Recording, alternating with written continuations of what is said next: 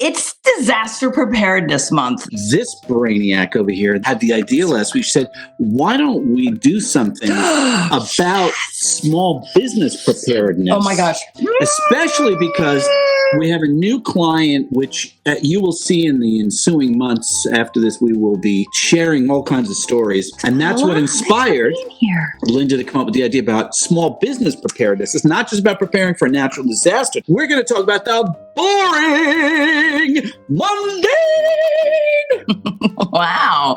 You're out of tune a little bit because I've heard you sing and that was not your best. I made that up right on the spot. We love creating stuff that we know business owners have struggled with because we've had to fix some of the problems that we've fixed. And this is totally unscripted. If you have this ahead of time, at least you will now have it within your purview. You will have an awareness, sort of like when you have a red car, you see all the red cars. When you have some of the information, mistakes we've already made, mistakes we know other business owners have made, when you have that, it just makes the world better when our mistakes are smaller and fewer. Between the two of us, we've got combined something like 60 years of owning a business. And I've been in management, corporate, and banking, and I've run my own business, and we made all these mistakes that we share tonight, that we share generally with small business owners. And this is really where we're going with this preparedness thing. We find that business owners, so many of them, not you guys because you're here listening to us, so we put together a pretty dense... No, that's not where I was going. But that's where I'm going.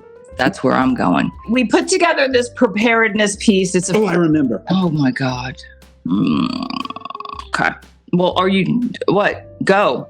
Oh, what we find is a lot of small business owners just ignore this stuff. I'll get to it later. We can't afford to do that right now. That sounds so boring. And I'm doing this other thing over here that really is about building my business. And what they're ignoring actually are the building blocks. We do general business consulting. That's what we do in the general business consulting. So now you can pop up that banner. Oh, okay. So we created this basic guide. Essentially, this is in reaction. This was created out of the brilliant brain of Linda Ray. This was a reaction to somebody who decided they didn't want to pay us for something, but for time, for it had to do our with experience. Consulting. Yeah, we've sent out a few consulting proposals to people over the last 8 or 9 months, which takes some considerable work to put together a proposal. There's a phone interview where I collect notes and then I ruminate on that, and I create a proposal which identifies their problem, their objectives, their goals, creates a scope of work, creates an estimated time, estimated cost, and then we send it to them. And we do all this for free.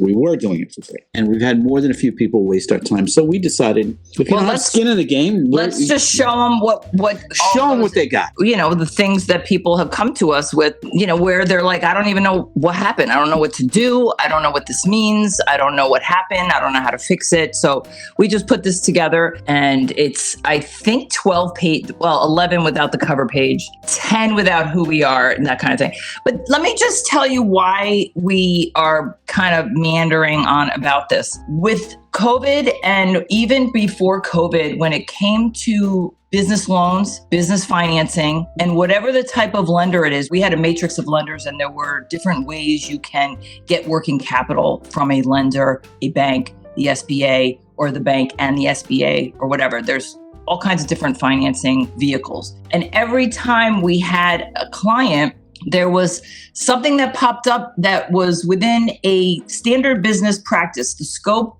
of normal business practices when it comes to either financials, knowing your books, knowing how to read the numbers, and knowing someone else is going to be reading the numbers. And this person reading the numbers or reading your documents is the fate of whatever this money that they're going to give you, your hands, your fate is in their hands. There were a lot of people that didn't even know what a P&L was when the pandemic hit, and Congress presented the CARES Act and all the funding that could go. There's all kinds of stuff that we've discovered that small business owners don't think of. I'm not saying that we are the smartest, brightest, sharpest tools in the shed. But no, we learned from a lot of stuff. We have so many conversations because we're so passionate about this. So we were at a wedding a couple of months ago, and we met this lovely couple, wonderful couple. Really beautiful. And so cocktail hour is over, and maitre d' is guiding everybody inside to the reception.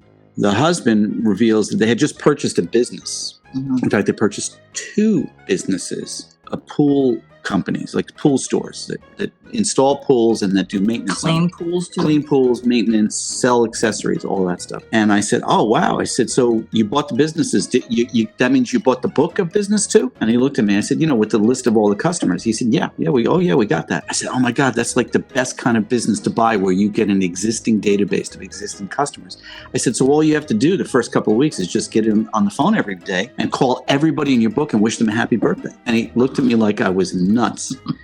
And he said, happy birthday, but how do we know it's their birthday? I said, well, you probably have that information to file, but it doesn't matter. Just wish them a happy birthday anyway and introduce yourself. Find out when it is when you introduce yourself and say, I'm the new owner of the business, and I'm just really, I don't know when your birthday is, but happy birthday. I'm calling to introduce myself. His response was, oh yeah, we really got to find the time to do more stuff like that. And they'd already owned the business for a couple of months, and they hadn't even thought of doing that. These are the kind of crazy ideas we come up with, but it's also what we've put into this guide and what we see too often with small business owners ignoring or procrastinating on or avoiding the basics. People come here because they want to find out what's going on with the IDL, what's going on with the SBA. When is this going to happen? When is that going to happen? When is this going to stop? When is this going to start? Whatever. We saw so many problems that were so costly to a business. They didn't get the money. They didn't get enough money. A lot of the problems that business owners experience, like literally their own doing, because they are ignoring these basics, these boring basics. And Linda has an expression. Linda, what is the expression? If it's boring, you're doing something right.